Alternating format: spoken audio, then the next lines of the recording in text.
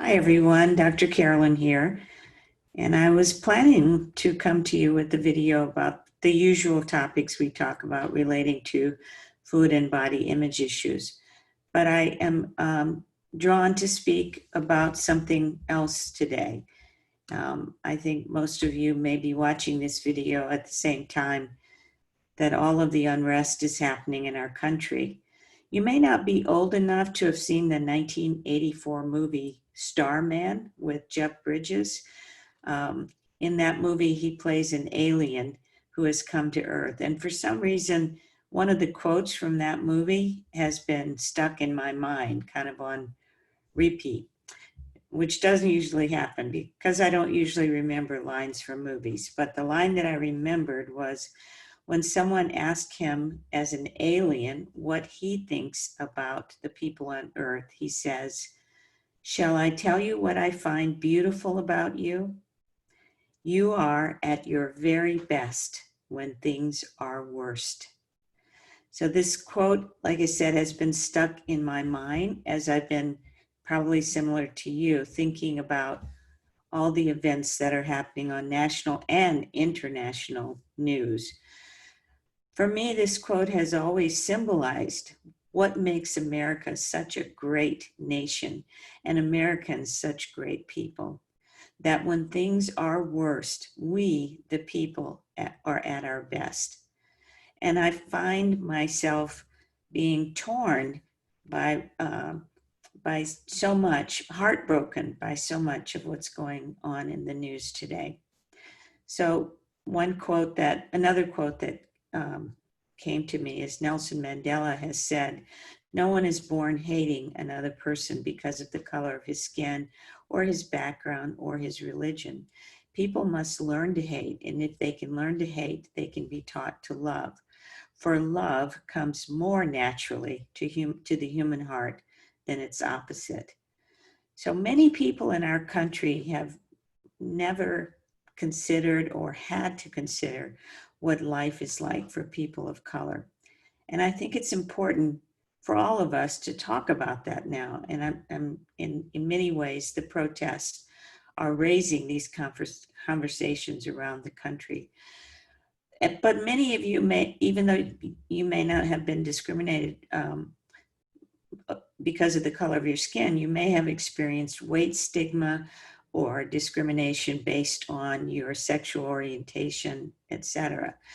So when we stop to take a look at racial inequality and discrimination in our country, we have to first recognize that some of us stand in a place of privilege that may make it difficult to truly understand to the depth of our being the lived experience of being Black or brown in this country. And maybe your privilege comes from being white or from being wealthy, or maybe it comes from being like myself, a light-skinned Black woman. There are many ways that privilege shields us from the more desperate experiences that some of our fellow citizens who are people of color have lived their whole lives. So I have spoken at length on many different venues about intergenerational trauma and historical trauma, including in my TEDx Pleasant Grove talk, where I shared my own experiences of growing up in the segregated South. To understand what's happening in our nation, we cannot just look at current events.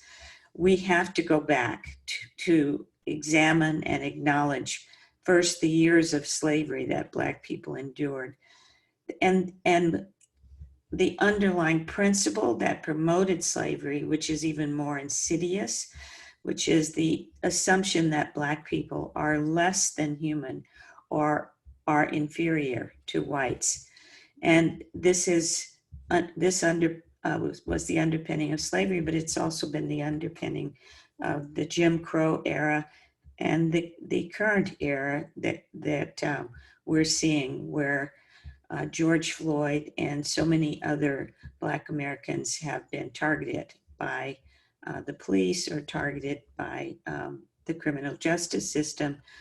and racial discrimination tactics and laws that have affected the ability of people of color in our nation to fulfill their own potential in life because they've been denied basic human rights. So one of the people that I have read a lot from about these issues to help me kind of consolidate my understanding of them is Bryan Stevenson, who's the founder of the Equal Justice Initiative and one of the people who founded the lynching museum and memorial.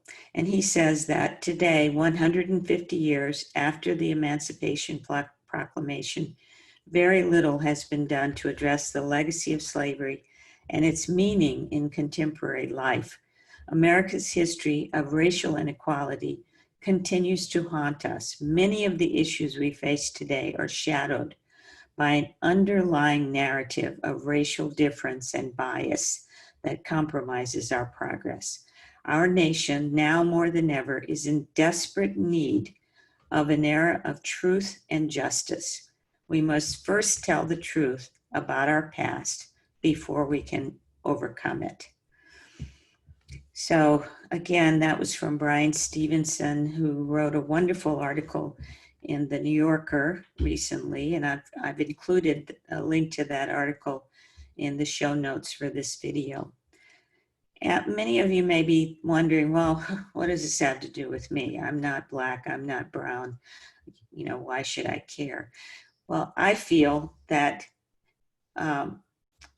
unless there's peace, justice, for all of us, then all of us are at risk for being the victims of discrimination or the victims of stigmatization. So if you're someone who's experienced weight stigma, if you can now just imagine that experience, which you may have experienced on a regular basis throughout your life, is really the same and even perhaps not as bad as the stigma that the injustice and the racial discrimination that people face based solely on the color of their skin. But there definitely is a parallel there. I don't want to say one is worse than the other. One is, the underpinnings of slavery and the legacy of slavery certainly make living and as people of color in the United States a very difficult experience. And Bryan Stevenson goes on to say that the protests are a symbol of frustration and despair. We can change the culture of institutions in this country because we've done it again and again, and now is the time to do it. So we've changed it in terms of our approaches towards drunk driving, which initially was not prosecuted, was not even addressed. We changed it more recently with the hashtag #MeToo movement. And there are many other examples of that. So indeed, we are facing very difficult times in our country right now. And for many of you, that may lead you to numb or push down your feelings by overeating or using other unwanted behaviors. Dealing with the type of stressors by using these behaviors now is only going to set you back and make your life more difficult in the long run. It's understandable, and I want to give you some tools to help you avoid falling into those behaviors that are your default, that are the default for many of us, whether it be emotional eating or obsessing about food or turning to certain types of food in your feelings of emotional distress.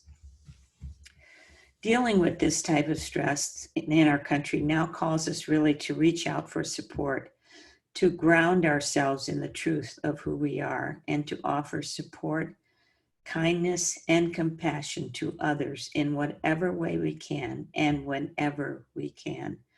I cannot stress this enough. If we sit in our bunkers, and many of us are still quarantined, and just feel fear and feel like we cannot identify with what's going on, we're shortchanging our own growth and our own ability to receive the kinds of equal treatment that we deserve and to avoid, the weight stigma and so on that many of us have experienced. So we truly are in this together. Justice for one can only happen if there's justice for all. So if you are being triggered by current events and the trauma that is being expressed, that's understandable.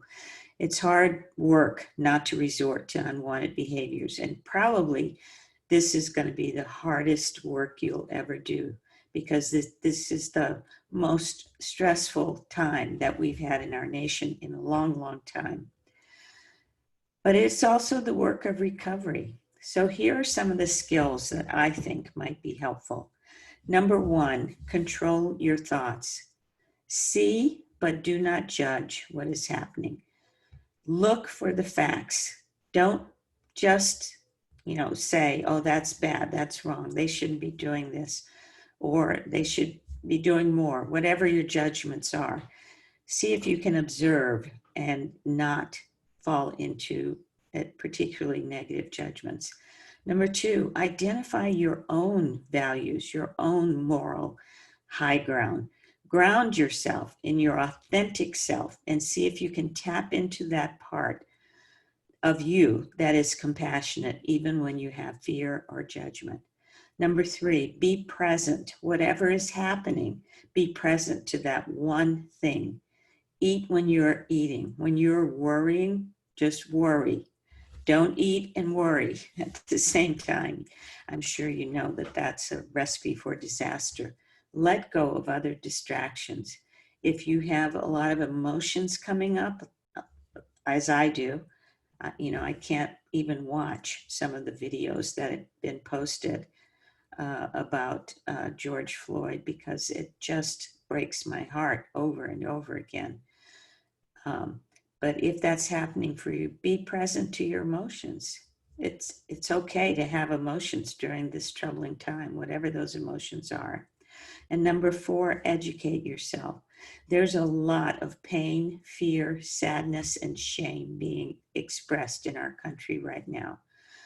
Do you know why? If you don't understand it, you can learn by reading a variety of news sources. Don't just stick with one side of the story. You can learn by speaking to people you know who are different than you are. You can learn by thinking of times when you yourself have experienced stigma or been shamed because of your size or something that's different about you.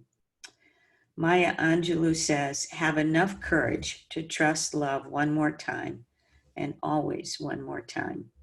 It's a big ask, and I think Maya Angelou, were she alive today, would also have more to say about the importance of creating an era of justice in our country. But we also, during difficult, confusing, and fearful times, it calls upon us to connect with our hearts and to trust in the power of love over hate, anger, shame, and pain. Just as the Starman said, we're at our best in America when things are worst.